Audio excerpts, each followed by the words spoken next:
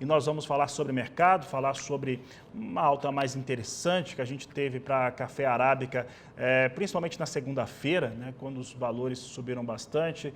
Como é que está o cenário para café robusta?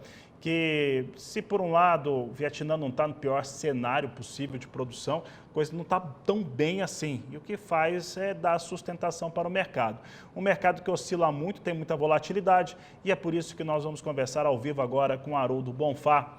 Bonfá, obrigado pela sua participação aqui no Agricultura BR, no canal do Boi.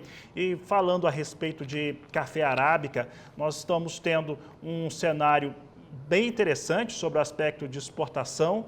Existe também, sobre soja está se falando muito a respeito disso nessa semana, a respeito das exigências da lei europeia em relação a como que vai fazer essa aquisição. E eu vou começar perguntando para você a respeito da seguinte situação.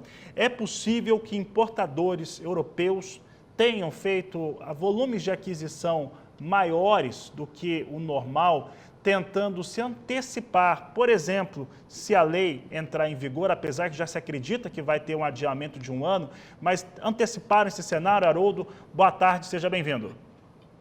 Boa tarde, Fabiano, boa tarde a todos. Sim, esse foi um cenário que começou se falando em agosto, setembro, dessa antecipação, quando deveria ocorrer mais na parte de outubro. Lembrando que o café estava muito mais caro do que está atualmente, o custo do dinheiro mundial continua muito caro, então se imaginava que esse investimento seria mais para agora, esse final do mês, outubro, novembro, para dar tempo de chegar antes de 31 de dezembro, que era quando deveria começar essa nova taxa de desmatamento. Não aconteceu, o prognóstico é que não ocorra, falta ainda uma votação que deve ocorrer agora no começo de novembro, 2 ou 3 pelo Parlamento da União Europeia, consolidando essa postergação, e com isso, o que aconteceu? Houve um volume muito grande de embarques, esses volumes começaram desde agosto, se repetiu em setembro, deve se repetir também agora em outubro. Nós estamos estimando aí um volume de exportação acima de 4,5 milhões de sacas, provavelmente até um novo recorde. Já batemos o recorde em agosto, batemos o recorde em setembro, provavelmente bateremos novamente em outubro, ou seja, tinha represado por um problema logístico, e você mencionou a palavra Vietnã, principalmente por causa deles e por os conflitos no Oriente Médio, tudo isso levou o Brasil a ter uma excelente oportunidade, vendendo-os a preços ótimos e volumes excepcionais. Tudo isso culminou e culminará, acreditamos até que novembro deve continuar forte, dezembro inclusive, mesmo com toda essa discussão se tem ou não tem café, independentemente disso, está sendo exportado um brutal, fantástico, excelente, e para que o produtor, né, e para que o exportador tenha aí recebendo aí um volume excepcional em reais. Muito bom para a economia como um todo.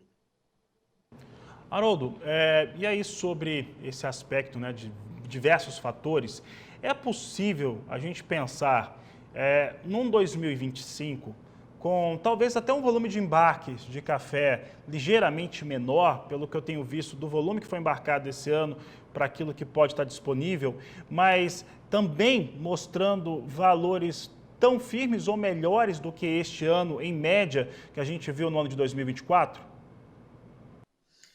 Pois é, Fabiano, tem uma discussão muito grande de como foi ou como será o pegamento dessa safra, que estamos chamando aí da de 25.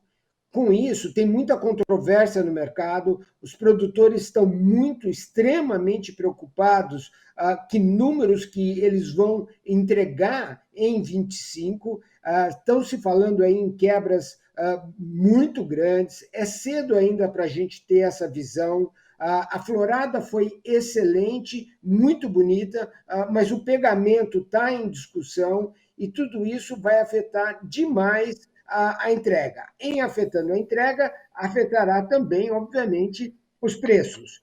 Outro componente importante é a entrada dessa colheita que começa agora do Vietnã, afinal agora já em outubro, finalzinho de outubro já vai até janeiro, e que se estima que não seja tão normal quanto se falava, ou seja, menor do que os 31 milhões normais deles, sendo aí 27, 28 milhões. Isso coloca mais pressão em preço. E se o Brasil não conseguir fornecer e entregar números estimados, fortes, ou seja, menos do que isso, Vietnã com menor carga também para entregar ao mercado. Com certeza haverá pressão de preços e isso pode nos trazer a preços muito altos. Já estamos a preços muito altos, mas continuar com preços muito altos. Lembrando que nós chegamos a 5.500 dólares a tonelada e hoje nós estamos aí por volta de 4.500 dólares a tonelada do Robusta na Bolsa de Londres. Tudo isso pode sim levar a que tenhamos preços melhores já a partir aí no finalzinho da nossa entre-safra, que estamos falando aí março, abril. É preocupante e o produtor tem que ficar muito atento para saber se realmente ele tem café e se a que preço ele deve comercializar esse café que ele ainda tem. O café que se tem, né? Nós temos um cenário de demanda alta, né? Inclusive eu vi alguns números de algumas instituições internacionais estimando uma elevação de consumo, principalmente na China, apesar de ser pouco, mas é um volume que, tratando-se de mercado chinês, é sempre muito bem interessante. Ao mesmo passo que nós tivemos chuvas no Brasil e toda vez que chove, parece que Nova York é igual motorista quando não consegue andar na chuva, né? Quando chove, ali a coisa fica meio complicada quando se fala de café arábica. Essas pressões que são sazonais, momentâneas, né? E que ocorrem no dia a dia, na semana, no mercado, como é que você tem considerado isso, Haroldo, na formação de preço, principalmente para o café aqui para o produtor brasileiro? Bom, primeiro vamos levar em consideração que nós temos um dólar que está nos ajudando demais.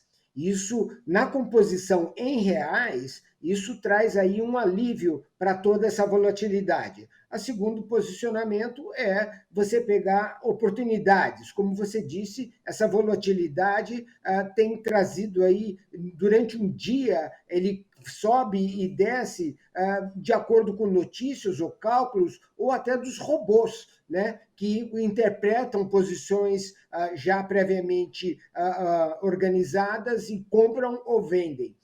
O produtor, o trader, sabe disso, ele tem aí na cabeça dele qual é o volume de lucratividade que ele tem interesse e dentro das possibilidades dele, ele vai fazer essa melhor alternativa, ou seja, ele vai limitar, falar, olha, por esse valor eu vendo, mas por aquele valor não entro no mercado.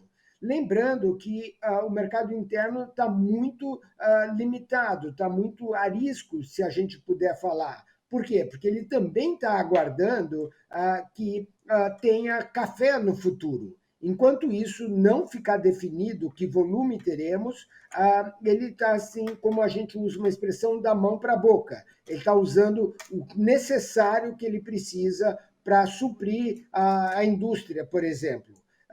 Mas o termo de posição, de fazer posição, está mais complicado. Dinheiro caro, problemas de comprador e vendedor bem a riscos, e isso tem afastado um pouco o grande volume. Volumes mais pontuais estão ocorrendo. Tá certo, Haroldo, para encerrarmos aqui a nossa entrevista e pensando na cadeia produtiva do café brasileiro como um todo, e também que nós estamos encerrando o primeiro mês do último trimestre do ano de 2024, como é que devem ficar esses ajustes de mercado de café agora, neste ano, e o começo do próximo ano, porque pega a campanha, né, safra pelo meio, mas é um indicativo interessante, tanto em relação a embarques, consumo aqui no Brasil, né, que também tem dados que mostram uma elevação, entre outros fatores que mexem também com a precificação do produto. Pois é, Fabiano, temos que levar em consideração vários fatores. Eu acho que eu começaria pelo clima. Quer dizer, tem que ter uma continuidade de chuvas aí que vai durar até final do mês de novembro, por exemplo, para dar sustentação a o pegamento do café. Depois disso, em visita a campo, vai ser avaliado qual é o real volume de café prognosticado, previsto para 25.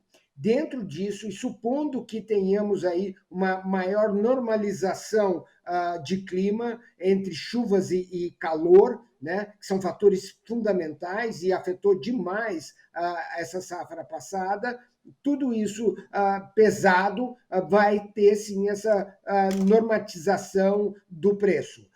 Lembrando que volumes muito fortes de exportação reduziram os nossos estoques de passagem. E isso vai afetar também a comercialização quando até a entrada da próxima safra, vamos falar assim.